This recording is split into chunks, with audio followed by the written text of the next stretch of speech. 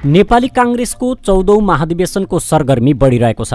असोज 9 गते नगर अधिवेशनको मिति तोकिएसँगै गैंडाकोट नगर सभापतिमा आफ्नो उम्मेदवारी घोषणा गरेर चुनावी मैदानमा नेताहरू उत्रिसक्नु भएको छ। यसै सन्दर्भमा युवाहरूको नेतृत्वलाई थप बलियो बनाउने उद्देश्यसहित नेपाली कांग्रेस गैंडाकोट नगर सभापतिमा नेता बद्री सापकोटाको पनि उम्मेदवारी घोषणा गर्दै चुनावी प्रचार प्रसारमा व्यस्त हुनुहुन्छ।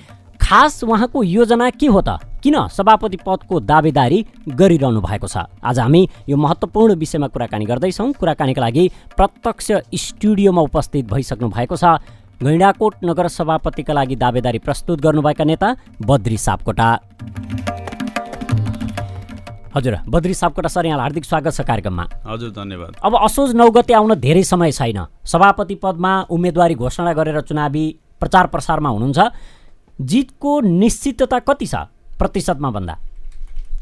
अब मैले जसरी चाहिँ अहिले भेटघाटलाई तीव्र बनाइराखेको छु त्यो हिसाबले हेर्दै गर्दाखेरि अब जित चाहिँ निश्चित छ जस्तो लाग्छ मलाई। जस्तो तपाईँलाई मत दिने प्रतिनिधिहरूमा चाहिँ युवाले मात्रै मत दिने अथवा सबै उमेरकाले मत दिने, कसरी रणनीति बनाएर योजना अगाडि सार्नु भएको छ तपाईँले? यस्तो होइन, अब युवाले मात्रै पर्टिकुलर यो समुदायले मात्रै यो वर्गले मात्रै मत दिने भन्ने होइन। नेपाली कांग्रेसको विधान त तपाईँ क्रियाशील मध्येबाट हरेक वडाका सभापतिहरू निर्वाचित भइसक्नु भएको छ, क्षेत्रीय प्रतिनिधिहरू निर्वाचित भइसक्नु भएको छ। यद्यपि त्यो सङ्ख्यालाई हेर्दाखेरि उमेरका हिसाबले युवाहरू पनि उल्लेख्य मात्रामा चाहिँ युवाहरूको प्रतिनिधित्व पनि भएको पाइन्छ। त्यो अत्यन्तै राम्रो पनि हो र अग्रजहरू हुनुहुन्छ, लामो समयदेखि पार्टी सङ्गठनमा रहेर काम गरिराख्नुभएका व्यक्तित्वहरू पनि हुनुहुन्छ। तर चाहिँ यो उहाँ प्रतिनिधिहरूले नै तपाईँको निर्वाचित गर्ने हो, नगर सभापति भन्नुहोस् या नगर कमिटी भन्नुहोस्, होइन? तसर्थ यो एउटा पर्टिकुलर वर्गको मात्रै मैले कुरा गरिराखेको छैन, समग्र नेपाली कांग्रेसको कुरा गरेको छु। यो नेपाली कांग्रेसमा तपाईँको जिन्स र टी सर्ट लाएर हिँड्ने युवा साथीहरू पनि हुनुहुन्छ, ढाका टोपी आस्कोट लगाउने अग्रजहरू पनि हुनुहुन्छ, गुन्यु चोली लगाउने दिदीबहिनीहरू, होइन, आमाहरू पनि हुनुहुन्छ। तसर्थ यो सबैको मनोभावना अनुसार म चाहिँ अगाडि बढेको हुँ। विगतमा सङ्गठनमा रहेर काम गर्दै गर्दा धेरै अग्रजहरूले पनि कि तपाईँहरू जस्तै युवाहरू, तपाईँहरू जस्तै काम गर्ने जोस र जाँगर भएका तन्नेरीहरू यो पार्टीको नेतृत्वमा अगाडि बढ्नुपर्छ भनेर उहाँहरूको हौसला आशीर्वाद थियो। र सँगसँगै मेरै उमेर वयस्कका मेरा भनौँ युवा साथीहरू, हामी जस्तै युवाहरू अब भविष्यको कर्णधार मात्र होइन, वर्तमानका हिस्सेदार पनि हौँ हामी। अब हामीले अब नेतृत्वमा हामी अगाडि बढ्नुपर्छ भन्ने उहाँहरूको एउटा उत्साहजनक चाहिँ प्रेरणा सँगसँगै यो सबै यो कुराहरूको चाहिँ समझोडको रूपमा चाहिँ म अगाडि बढेको हुँ। मेरो उम्मेदवारी हो पर्टिकुलर, म युवाको मात्रै कुरा गरिरहेको छैन। वास्तवमा यो पार्टी सङ्गठनमा यो अवस्थासम्म ल्याउनका लागि आजका अग्रजहरूले हिजोका दिनमा आफ्नो जोस र जाँगरका साथ धेरै हामीले भन्दा धेरै लगानी गर्नुभएको छ। तसर्थ हामीले आज यो अवस्थाको नेपाली कांग्रेस पाएका छौँ। तसर्थ त्यो अग्रजहरूको त्यो लामो अनुभव र हाम्रो युवाहरूको यो काम गरौँ, फरक ढङ्गले काम गरौँ भने जोस र जाँगरको फ्युजनबाट नेपाली कांग्रेस सङ्गठित हुन्छ, बलियो हुन्छ र नतिजामुखी हुन्छ भन्ने मेरो विश्वास हो। कतिपयले चाहिँ बद्री सापकोटाले अलि हतार गर्नुभयो, उहाँको उमेरको हिसाबले पनि अब धेरै अग्रजहरू बाँकी हुँदै उहाँले उम्मेदवारीको घोषणा नगरेको भए नि हुन्थ्यो भन्ने पनि हुनुहुन्छ। उहाँहरूलाई जवाफ के छ र साँच्चै तपाईँ सभापतिमा उठ्नुको मूल कारण के छ गैंडाकोटकै सभापतिमा? फेरि वास्तवमा यो अब उमेरको कुरा मलाई त अझै पनि के लाग्छ भने अझ हतार गरेको हो जस्तो चाहिँ मलाई लाग्दैन। किनभने अब हामी अल्लारे छौँ उमेरका हिसाबले, सुझबुझका हिसाबले र हिजो जिम्मेवारी निर्वाह गरिसकेका हिसाबले न हामी अल्लारे छौँ न हामी चाहिँ थाकिसकेका छौँ, होइन? अब चाहिँ एक किसिमको आलस्यता पनि हामीमा छैन। अझ केही गर्न सकिन्छ भन्ने, हामीसँग चाहिँ केही जोखिमहरू मोलेर पनि काम गर्न सकिन्छ भन्ने चाहिँ हामीमा अझै साहस हिम्मत छ। र यो यस्तो खालको पुस्ता हो, यो पुस्ताले नै परिणाम दिएको छ। संसारभरि हेर्नुहोस्, गौतम बुद्धले ज्ञान प्राप्त गरेको पनि लगभग यही उमेरको उसमा थियो। हेर्नुहोस्, तपाईँ क्रिस्टोफर कोलम्बसले तपाईँको अमेरिका पत्ता लगाएको पनि यही उमेरमा हो। यो पार्टीको स्थापना गरेको, नेपाली कांग्रेस पार्टीको स्थापना गरेको आजभन्दा तपाईँको 75 वर्ष अगाडि तपाईको यो नेपाली कांग्रेस पार्टीको जुन जानीय राणा शासनको अवस्थामा यो राणा शाहीलाई चाहिँ ढाल्न सकिन्छ र लोकतन्त्र स्थापना गर्न सकिन्छ भनेर एउटा विश्वास गरेर एउटा तन्नेरी हाम्रै उमेर समूहको विश्वप्रसाद कोइरालाले सुरुवात गरेको यो पार्टी हो। तसर्थ यो हतार गरेको भन्ने वास्तवमा यो हतार गरेको होइन। यो अहिलेको चाहिँ यो समयको माग हो, यो भूमिको माग हो, र यो पार्टीको माग हो, र यो हाम्रै पुस्ताले अग्रसर भएर नगर्ने हो भने, हाम्रो पुस्ताले पनि अब अग्रसरता नलिने हो भने पक्कै पनि यो नेपाली काङ्ग्रेस पार्टीमा आशा जगाउन सकिँदैन। यो पार्टीलाई जीवन्त राख्नका लागि, पुनर्ताजगी राख्नका लागि, र यो पार्टी स्थापनाकै हिसाबले पुरानो पार्टी हो, तर यो पार्टी विचारका हिसाबले, कार्यक्रमका हिसाबले यो पार्टी तन्नेरी बनाइराख्नका लागि हामी जस्तै तन्नेरी पुस्ताका साथीहरू नेतृत्वमा आउनु जरुरी छ। तर तन्नेरीहरूलाई जोगाइराख्न पनि त काङ्ग्रेसमा निकै कठिन र चुनौती छ भनेर भन्ने गरिन्छ। तन्नेरीहरूलाई जोगाइराख्नको लागि अझै भनौँ न शिक्षित तन्नेरी, जसले गर्दा तर्क र एउटा तर्क वितर्क गर्न सक्ने क्षमता पनि उनीहरूमा वृद्धि होस्, त्यो खालको योजना चाहिँ तपाईँको के छ त? वास्तवमा यो हाम्रो पार्टीभित्र हिजोका दिनदेखि नै के भन्दै आइयो भनेदेखि यो सबै कुरा सत्य नहुन पनि सक्छ कि यो बुढो पार्टी हो, यो पुरानो पार्टी हो, र यो पुरानो पार्टी हो, यो युवाहरूको पार्टी होइन, युवाहरूको भावना मनोभावना यसले समेट्न सकिरहेको छैन भन्ने किसिमले हामीलाई आरोप पटक पटक हामीले आरोप लगायो। त्यसमा केही सत्यता पनि छ, किनभने विगत तपाईँको 30 वर्षदेखि जहिलेदेखि म यो पार्टीमा चाहिँ सक्रिय छु त्यो बेलादेखि नै पेरिफेरीमा मैले यिनै नेताहरूलाई देखिरहेको छु, वही नेताहरूको नेतृत्वको वरिपरि चाहिँ घुमिरहेको छ। हिजो मैले यो सङ्गठनमा चाहिँ लाग्दै गर्दा 2050 सालदेखि मैले चाहिँ यो विद्यार्थी सङ्गठनबाट चाहिँ आफ्नो यो राजनीतिक जीवन यात्रा सुरु गरेको हुँ। तर त्यति बेलादेखि आजसम्म 28 वर्ष हुँदै गर्दाखेरि आज एउटा 28 वर्षको त्यतिखेर जन्मेको एकजना बालक आज 28 वर्षको तन्नेरी भएको छ। आज त्यो 28 वर्षको तन्नेरी नेतृत्वमा दाबी गर्ने भइरहेको छ। तर त्यसले अहिले वरिपरि यो पार्टीको नेतृत्वमा पनि हिजोका त्यही अनुहारहरूलाई देखिराख्दाखेरि एक किसिमले यहाँ अवसर नपाउने, युवाहरूलाई निरुत्साहित गर्ने पार्टी हो कि जस्तो चाहिँ त्यस्तो देखिन्छ। तसर्थ यो कुराहरूलाई चिर्नका लागि पनि, यो कुरा होइन भनेर गलत प्रमाणित गर्नका निम्ति पनि यहाँ सबै युवा तन्नेरी नयाँ पुस्ता सबैको, अग्रज पुस्ता सबैको चाहिँ यहाँ बराबरी हिस्सेदारी रहनेछ। बराबरी चाहिँ तपाईँको चाहिँ साझेदारीमा चाहिँ सङ्गठन अथवा यो पार्टीलाई अगाडि बढाइनेछ, सबैलाई त्यस्तै किसिमको अवसर प्रदान गरिनेछ भन्ने कुरालाई प्रमाणित गर्नका निम्ति पनि हाम्रो पुस्ताले अहिले हिम्मत गर्नै पर्थ्यो, हिम्मत गर्नै पर्ने अवस्था देखियो। त्यो अवस्थाका कारण मैले चाहिँ यो हिम्मत गरेको हुँ। तपाईँले यसो भनिराख्दाखेरि चाहिँ समग्र काङ्ग्रेसको लागि त तपाईँले राम्रो कुरा गर्नुभएको छ, तर जब चुनावमा गइसकेपछि गुट उपगुटमा विभाजित हुने पक्षले गर्दाखेरि जित एकदम अनिश्चित जस्तो हुने गरेको पनि कतिपय विश्लेषण गरिन्छ। तपाईँ कुन गुटबाट अगाडि बढ्नु भएको छ जसले जित सुनिश्चित गराउँछ? यो वास्तवमा चाहिँ म यो धुलोलाई कार्पेट मुनि छोप्ने होइन, मैले यो मेरो पार्टी गुट रहित छ भनेर भन्यो भने तपाईँ पत्याउँदै पत्याउनु, आम पब्लिकले पत्याउँदैन। अब अद्यपि म गुटग्रस्त मान्छे चाहिँ होइन, म यो गुट एउटा रिजिड गुट भएर चाहिँ त्यो गुटमै राखेर पार्टीभन्दा चाहिँ तपाईँको देशभन्दा ठुलो पार्टीभन्दा ठुलो गुट भन्ने जुन किसिमको प्रवृत्ति छ त्यो कुराको म सर्वथा विरोधी हुँ। र चुनावी सरगर्मी, चुनावी अभियानमा समीकरणहरू बन्छ होला, सेन्टिमेन्ट मिल्ने मान्छेहरू, भावना मिल्ने मान्छेहरू, र यसरी चाहिँ परिवर्तनको पक्षमा काङ्ग्रेसलाई चाहिँ अलि उन्नत काङ्ग्रेस बनाउने पक्षमा, युवा तन्नेरी काङ्ग्रेस बनाउने पक्षमा तपाईँको चाहिँ सेन्टिमेन्ट मिल्ने, भावना मिल्ने मान्छे साथीहरूसँग एक ठाउँमा रहन्छ होला। अब यसैलाई गुट भन्नुहोस्, तपाईँ यसैलाई लबी भन्नुहोस् होइन, यसैलाई प्यानल भन्नुहोस्, जेसुकै भन्नुहोस्, जसरी जे पनि नाम दिन सकिन्छ। यद्यपि यो जुन किसिमको केन्द्रदेखि गुट, त्यो गुटको चाहिँ तपाईँको प्रभाव जिल्लासम्म आउने, त्यो जिल्लाको प्रभाव यतासम्म आउने, वास्तवमा चाहिँ यो एउटा भावना मिल्ने मान्छेहरू एक ठाउँमा रहन्छौँ, त्यसैलाई सायद गुट भनिन्छ होला। र यसरी चाहिँ निर्वाचन लड्ने क्रममा यस्ता समीकरणहरू बन्छन् होला, भत्किन्छन् होला, भत्किनु पनि पर्छ, किनकि यस्ता गुटहरू रिजिड भएर रहनु चाहिँ जरुरी छैन होइन। यसलाई भत्काउँदै पनि लैजाने हो, यसलाई चाहिँ सकेसम्म न्यूनीकरण गर्दै लैजाने पनि हो।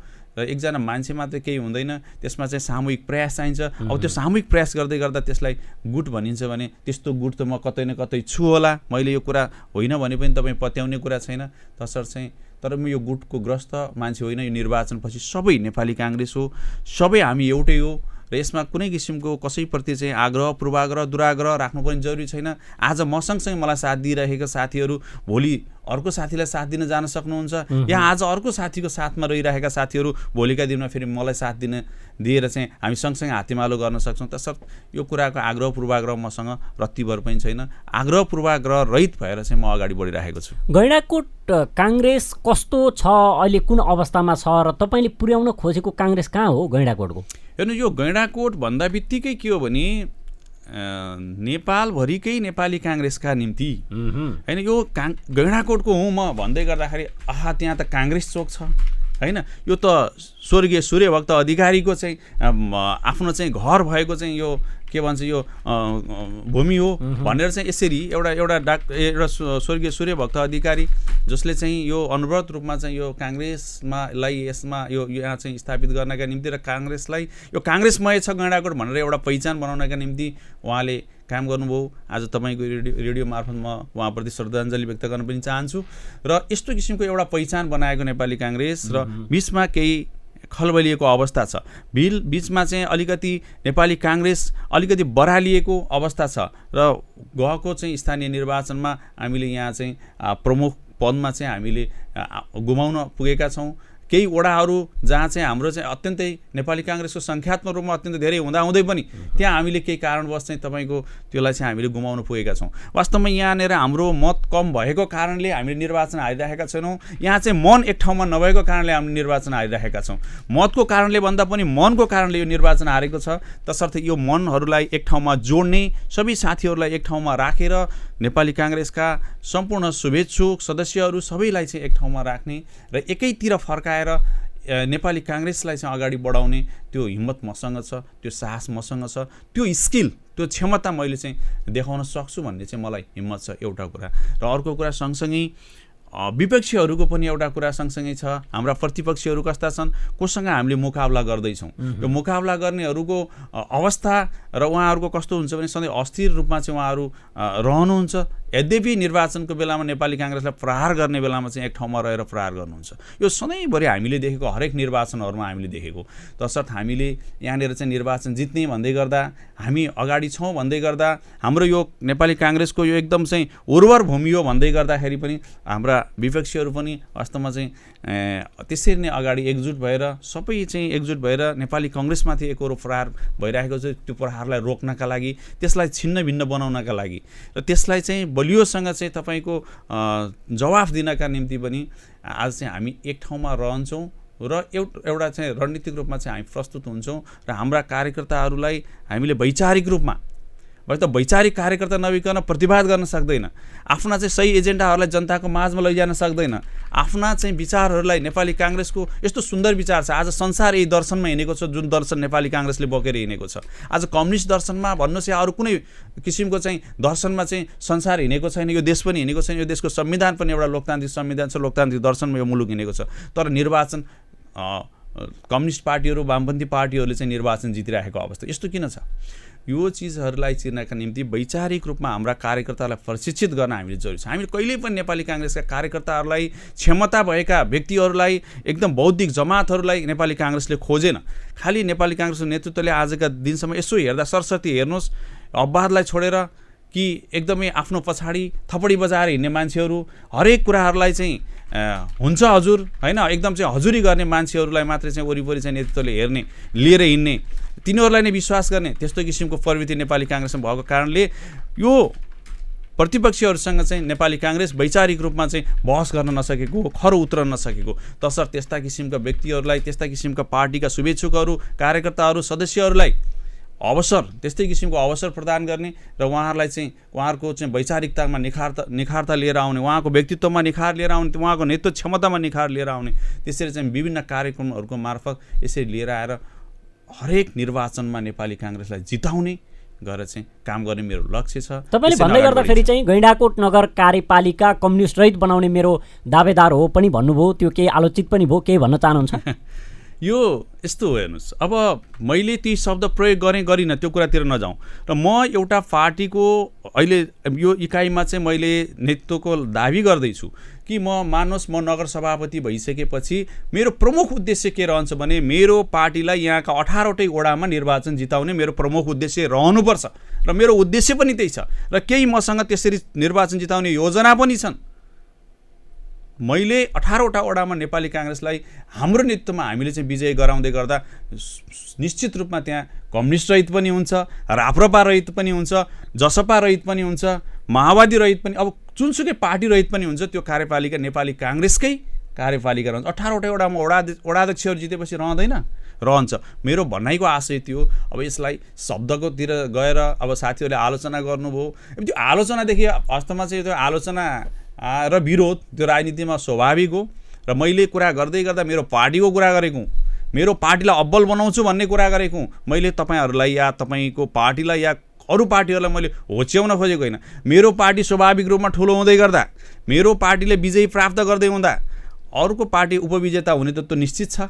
तसर्थ मैले भन्न खोजेको कुरा त्यही हो। यसलाई म तपाईँको यो रेडियो मार्फत पनि स्पष्ट पार्न चाहन्छु। अब अन्त्यतिर पनि हामीसँग कतिपयले चाहिँ बद्री सापकोटालाई शीर्ष नेतृत्वले ब्ल्याकमेलिङ पनि गर्न सक्ने र उहाँ पछि हट्न सक्ने छन् भन्ने पनि आँकडा गरेको कतिपय पाइन्छ। त्यो भनेको कस्तो भने जस्तो तपाईँको उमेर छँदैछ, अहिले अब तपाईँ पछि हट्नुहोस् भन्दा पनि तपाईँ जबरजस्ती उठ्नुभयो भने तपाईँको भविष्य छैन है भनिदिनु भने उहाँ पछि हट्नुहुन्छ भन्नेसम्मका तर्क पनि आउने गरेका छन्। कसरी लिनु भएको छ यसलाई? यो मेरो पार्टीमा कस्तो भने तपाईँको चाहिँ यो अवसर पनि हुन्छ। अब त्यस्तो तपाईँले भने जस्तो कुरा पनि सँगसँगै होला।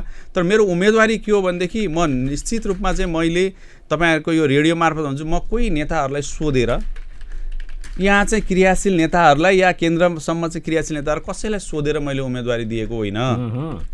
मैले आफूले आफ्नो मनबाट दृढ निश्चय मनबाट मैले एउटा निर्णय गरेँ कि म यो गैंडाकोट नगरपालिकाको लागि, नेपाली काङ्ग्रेसको लागि, यो समयको लागि, नेतृत्वको लागि म अगाडि बढ्छु भनेर मैले निर्णय गरेपछि उहाँहरूसँग सरसल्लाह सुरु गरेको हुँ, सहयोग मागेको हुँ। र वास्तवमा मैले आफ्नो श्रेष्ठता चाहिँ मैले चाहिँ उहाँहरूको अगाडि या सबैको अगाडि चाहिँ मैले आफ्नो श्रेष्ठता दर्ज गर्न सकेँ भने निश्चित रूपमा मलाई पछाडि हटाउने, मलाई चाहिँ अब अर्को अवसरका निम्ति अफर गर्ने यस्तो किसिमको कुरा हुँदैन। आज म यो अभियानमा यो अवस्थासम्म आइपुगेको छु, यो ठाउँसम्म आइपुगेको छु। थुप्रै शुभेच्छुकहरू, थुप्रै चाहिँ नेपाली काङ्ग्रेसका प्रतिनिधिहरू सम्पूर्णले मलाई चाहिँ मतदान गर्न आतुर हुनुहुन्छ।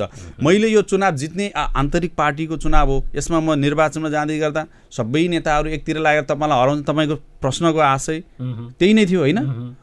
एकतिर लागेर चाहिँ हराउँछन् कि तपाईँलाई भन्ने कुरा। हेर्नुहोस्, यो आफ्नो पार्टीभित्रको आन्तरिक निर्वाचन हो।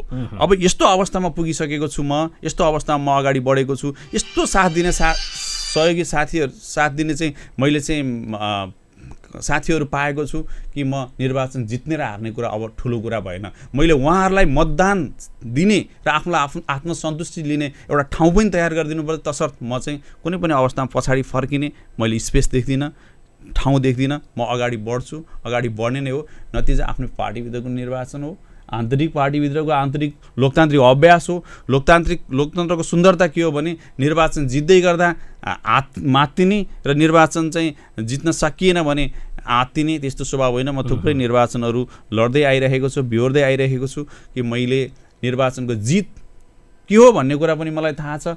यो उपविजेता हुँदै यसको पराजय के हो भन्ने कुरा पनि मलाई अनुभव छ। अब अन्त्यमा जाँदै जस्तो सर्वसम्मत गराउने प्रयासको स्वरूप एउटा कार्यदल पनि बनेको छ भन्ने सुनिएको छ। यदि त्यो कार्यदलले सर्वसम्मत बनायो भने तपाईँको भूमिका त्यहाँ के रहने र तपाईँ सँगसँगैको प्रतिस्पर्धीहरूलाई कसरी हेर्नु भएको छ? होइन, प्रतिस्पर्धीहरू अब सम्भवतः अब धेरैजना अब नाम सुनेको सबै मेरा उमेरका हिसाबले मेरा अग्रज नै हुनुहुन्छ, उमेरका हिसाबले उहाँहरू दाइहरू नै हुनुहुन्छ होइन। अब सबै मान्छेसँग आफ्नो क्षमता हुन्छ। Every people have strength but different भनिन्छ होइन। हरेक मान्छेसँग क्षमता चाहिँ हुन्छ तर फरक किसिमको क्षमता हुन्छ र उहाँहरूसँग सबैसँग क्षमता छ। हेर्नुहोस्, केही न केही क्षमता छ। तर अहिले यो भूमिमा भनेको यो गैंडाकोट नगरपालिकामा नेपाली काङ्ग्रेसका निम्ति र यो अहिलेको हाम्रो चाहिँ सर्कमस्टेन्सेसमा जुन किसिमको काङ्ग्रेसप्रतिको चुनौती छ त्यसलाई चिर्नका निम्ति उपयुक्त मान्छे मै हुँ जस्तो मलाई लाग्छ। अब सर्वसम्मतलाई जोडेर भनिदिनुहोस् त्यसो भए। यो सर्वसम्मत गराउने कुरा समेन्द्रले प्रयास गरेको छ। केही अग्रज नेताहरू त्यसमा चाहिँ संलग्न हुनुहुन्छ, उहाँले प्रयास गरिराख्नु भएको छ र वास्तवमा चाहिँ सर्वसम्मत गराउने कुरा एउटा निर्वाचनको एउटा पद्धति हो। त्यो पनि अब त्यो सर्वसम्मतको कुरा म सबैजनाले स्वीकारेको कुरा मैले स्वीकार्दिनँ, मैले मान्दिनँ। अग्रजहरूको कुरा म मान्दिनँ भनेर म आफ्नो त्यस्तो जिद्दी स्वभाव चाहिँ पनि होइन मेरो। त्यस कारणले म त्यस्तो जिद्दी गर्न सुहाउँदैन। त्यो एक किसिमको हट गर्ने पक्षमा चाहिँ म छैन। तर यहाँ सँगसँगै कुरा के हो भने उहाँहरूले निर्णय गर्दै गर्दा यसरी कसैलाई चाहिँ मर्का पर्ने गरेर कसैलाई काखा र पाखा गरेर चाहिँ उहाँहरू चाहिँ त्यसरी चाहिँ गर्नुहुन्न भन्ने लाग्छ। तर मलाई एउटा त्यहाँनिर टिप्पणी पनि के छ भने संयन्त्रभित्रै रहेका अग्रज नेताहरू योभन्दा पहिल्यैदेखि नै कसैको पक्षमा बायस भएर उसैको पक्षमा चाहिँ मत माग्दै चाहिँ हिँडिरहेका व्यक्तिहरू पनि त्यहाँ हुनुहुन्छ। यद्यपि को अलरेडी मसँग बायस भइसकेका या अरू कोही उम्मेदवारको पक्षमा मत मागिसकेका मान्छेहरूको जिम्मामा मैले मैले चाहिँ मेरो निर्णय चाहिँ छोड्दै गर्दा मैले कतिको न्याय पाउँछु भन्ने क्वेसन पनि सँगसँगै प्रश्न पनि सँगसँगै छ। त्यो प्रश्नको निराकरण भइसकेपछि सायद उहाँले हामीलाई बोलाउनुहुन्छ, त्यतिखेर मैले यो कुरा राख्नेछु कि तपाईँहरूमध्ये कोही, सबैलाई म भन्दिनँ, तपाईँहरूमध्ये कोही उम्मेदवारको पक्षमा मेरो प्रतिस्पर्धी भनौँ को पक्षमा तपाईँहरू मत माग्दै हिँडिराख्नु भएको छ भने यसले निष्पक्ष निर्णय गर्छ र मैले न्याय पाउँछु भन्ने कुराको ग्यारेन्टी के छ र मैले प्रश्न गर्छु। त्यसपछि सबैले भनेको कुरा मैले नमान्ने, म आफूले जिद्दी स्वभाव प्रदर्शन गर्ने त कुरै रहँदैन। हस्, एकदम यो महत्त्वपूर्ण समयका साथमा स्टुडियोमै आएर कुराकानी गरिदिनु भयो, धेरै धेरै धन्यवाद छ। हजुर धन्यवाद। उहाँ हुनुहुन्थ्यो नेपाली काङ्ग्रेसको 14औं महाधिवेशनका लागि काङ्ग्रेस गैंडाकोट नगर सभापतिमा उम्मेदवारी दिनुभएका नेता बद्री सापकोटा। उहाँसँग गरिएको कुराकानी सँगसँगै हामी कार्यक्रमको अन्त्यमा आइसकेका छौँ। प्राविधिक मित्र राजेन्द्र श्रेष्ठलाई धन्यवाद। डोलराज राणाभाट बिदा हुन्छु। नमस्कार।